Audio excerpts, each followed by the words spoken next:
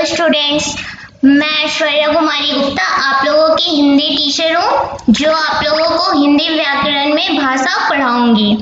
आप सभी को पता है कि हम लोग जिस समाज में रहते हैं, जहाँ एक दूसरे के साथ संपर्क में रहते हैं, एक दूसरे के साथ जुड़े रहते हैं, तो जुड़े रहने के लिए हमें किसी साधन की ज़रूरत पड़ती है और वही साधन भाषा होती है। तो भाषा क्या है आगे और भी हम लोग पढ़ेंगे। भाषा वह साधन है जिसके द्वारा हम अपनी बातों को दूसरों तक पहुंचाते हैं तथा दूसरों की बातों को समझते हैं। अगर भाषा नहीं होती तो हम किसी के मन की बात को, भाव को, विचार को नहीं जान पाते या हम अपनी ही मन की बात को दूसरों तक नहीं पहुंचा पाते। इसलिए ये भाषा जो है बहुत ही उपयोगी भी है, मददगार भी है हम सभी के लिए।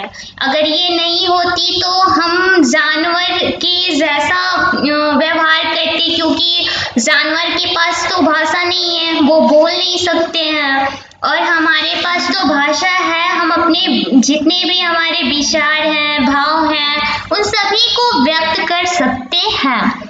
अब आते हैं हम लोग भाषा के रूप पर कि भाषा के कितने रूप हैं। मुख्यतः तो भाषा के दो रूप माने जाते हैं। मौखिक भाषा एक है और दूसरी है लिखित भाषा। मौखिक भाषा में क्या होता है ये हम अभी जानेंगे। जैसे कि हम जो कुछ भी बोलते हैं, मुख से बोलते हैं और कानों से सुनते हैं, वही मौखिक भाषा होती है। इसमें दो चीजें इम्पोर्टेंट होती है, महत्वपूर्ण होती है। पहला है सुनना और दूसरा है बोलना। इसमें यही दोनों चीजें एकदम महत्वपूर्ण मानी जाती है, क्योंकि हम जो कुछ भी बोलते हैं उसको सबसे पहले हम सुनेंगे, फिर उसके बाद हम बोलते हैं। तो ये दोनों चीजें हमारी मौखिक भाषा के अंतर्गत आते हैं। दूसरा है लिखित भाषा। लिखित भाषा जो कुछ भी लिखा जाए और मुख से जो कुछ भी लिखा जाए और उसे पढ़ा जाए, वही लिखित भाषा होती है। इसमें भी दो चीजें महत्वपूर्ण है। पहला है पढ़ना और दूसरा होता है लिखना। ये जो चारों है, सुनना, बोलना, पढ़ना, लिखना, यही हमारे भाषा के अंग भी माने जाते हैं। सुनना, बोलना, पढ़ना और लिखना। जब बच्चा जन्म लेता है तो वो सबसे पहले सुनता है, कुछ ध्वनियों को सुनता है, उसके बाद वो क्या करता है कि रुदन करने लगता है। रुदन का मतलब रोने लगता है। छोटा सा बच्चा जब वो जन्म लेगा तो वो बोलेगा नहीं, बल्कि वो कुछ भी जितने भी साउंड्स होते हैं उनको वो सुनता है। तो ये भाषा के जो अंग है उसमें सबसे पहला जो होता है वो सुनना होता है। उसके बाद आते हैं हम बोलना, क्योंकि सुनने के बाद ही हम बोलना शुरू करते हैं। बोलने के बाद बच्चा जैसे जैसे बड़ा होगा वैसे वैसे वो पढ़ना सीखेगा, फिर उसके बाद वो लिखना भी सीखता है। तो ये भाषा के चार अंग हैं। इसे हम भाषा के कौशल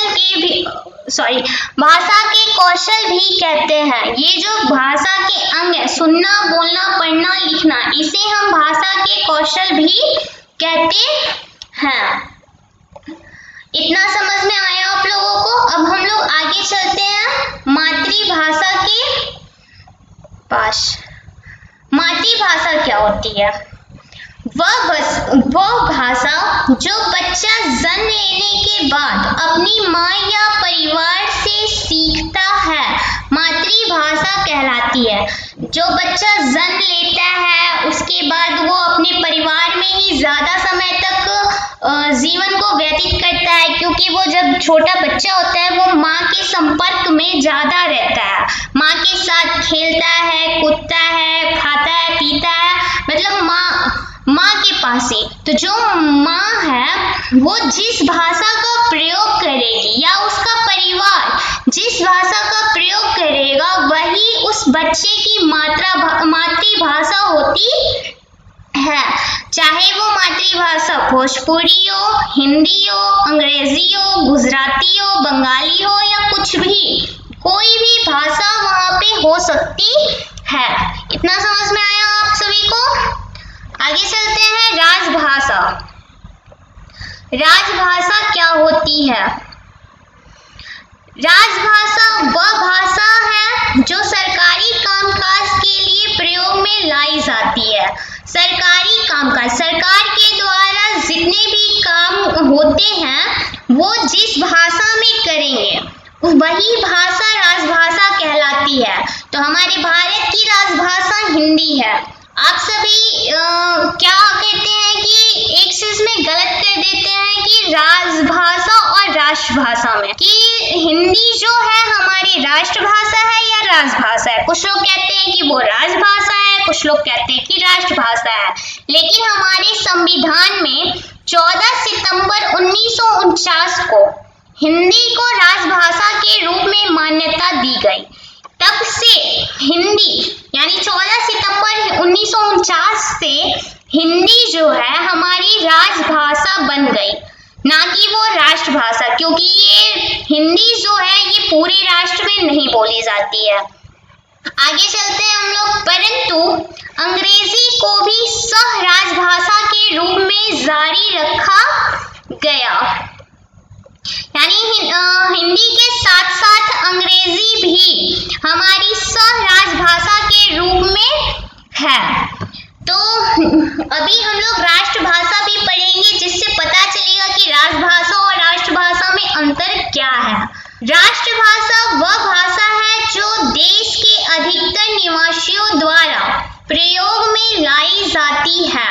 राष्ट्रभाषा यानी जो, मान लीजिए हमारे यहाँ राजभाषा हिंदी है, अगर हमारे राष्ट्र में हर राज्य में अगर एक ही भाषा हिंदी बोली जाती तो वो उसे हम हिंदी को राष्ट्रभाषा के रूप में मान्यता दे देते, पर ऐसा नहीं है। हमारे पूरे राज्यों में हिंदी नहीं बोली जाती है, बस कुछ ही राज्यों में हिंदी बोली जाती है, जिसकी वजह से उसे राजभाषा घोषित किया गया, ना कि उसे राष्ट्रभाषा घोषित किया गया है। सभी देशों की अपनी अपनी राष्ट्रभाषा होती है, जैसे कि जापान की जापान में सारे जितने भी वहाँ के रहने वाले लोग हैं वो जापानी ही बोलते हैं।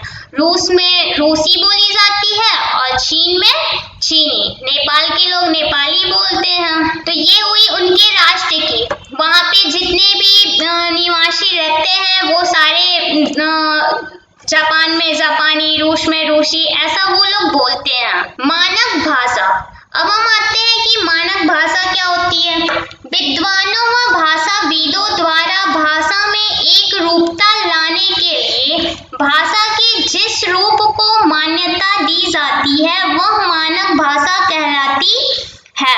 यानी जितने भी बड़े बड़े विद्वान हैं, भाषाविद कहने का मतलब है कि भाषा के जानकार, भाषा के विद्वान, उन्होंने सब लोगों ने मिलकर एक भाषा में एक समानता लाने का प्रयास किया कि एक भाषा रखेंगे जिसके द्वारा हम सभी कार्य करेंगे, उसे ही हम मानक भाषा के रूप में जानते हैं। यानी उनके द्वारा एक ऐसी भाषा रखी गई जिसके द्वारा वो अपने कामों को अपने लक्ष्य की ओर ले जा सके, उसको हम मानक भाषा कहते हैं। आगे चलते हैं बोली। बोली क्या होती है? भाषा के क्षेत्रीय रूप को, क्षेत्रीय रूप यानी भाषा तो विस्तृत रूप है, बहुत बड़े क्षेत्र में फैले होते हैं, लेकिन इसका जो क्षेत्रीय रूप है वही बोली होती है। बोली एक छोटे से क्षेत्र में बोले जाने वाली भाषा होती है। ये अल्प विकसित होती है। अल्प विकसित कहने का तात्पर्य है कि ये इसका विकास कम हुआ है। जैसे कि बिहार में लोग भोजपुरी ज्यादा बोलते हैं, अगर हम पश्चिम बंगाल में जाएंगे तो वहाँ पे बांग्ला लोग बोलेंगे, ना कि वहाँ पे भोजपुरी बोलेंगे, क्योंकि भोजपुरी जो है ये बोली है, ठीक है। तो बोली जो है ये एक बिहार में यानी एक छोटे से क्षेत्र विशेष में बोली जा रही है। इसे अगर हम चाहेंगे कि यूपी में चले जाए, गुजरात में चले जाए, महाराष्ट्र में चले जाए, वहां पे बोलेंगे तो ये नहीं होगा, क्योंकि ये बोली जो होती है वो छोटे छोटे क्षेत्रों में एक क्षेत्र विशेष में ही बोली जाती है। अब हम आते हैं लिपि के पास। लिपि क्या है?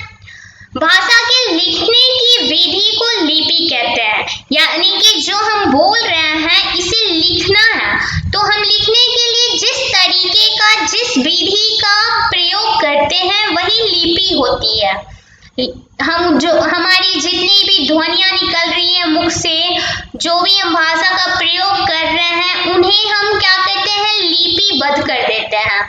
वही है लिपि। प्रत्येक भाषा की अपनी लिपि होती है, यानी जितने भी भाषा है इस विश्व में, उन सबकी अपनी अपनी लिपियां होती हैं।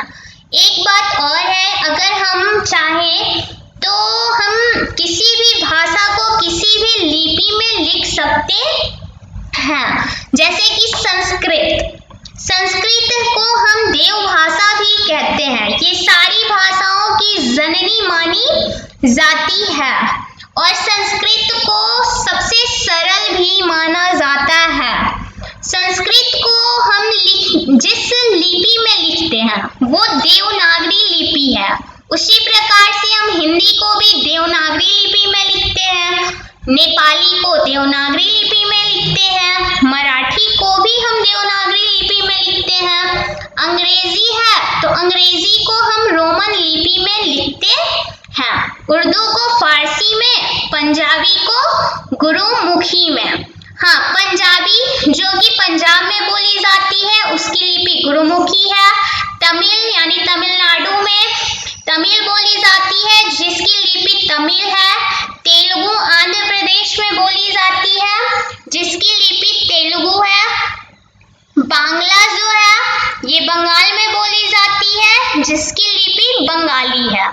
तो ये सारी लिपियां हैं। मैंने जैसा कहा कि हम किसी भी भाषा को किसी भी लिपि में लिख सकते हैं। अगर हम चाहें हिंदी को अंग्रेजी की लिपि रोमन में लिखना तो हम उसे लिख सकते हैं। अगर हम चाहें मराठी को बंगाली लिपि में लिखना तो उसे भी हम लिख सकते हैं। आज की वीडियो के साथ इतना ही। अब हम लोग अगली वीडियो में मिलेंगे। Thank you, have a nice day.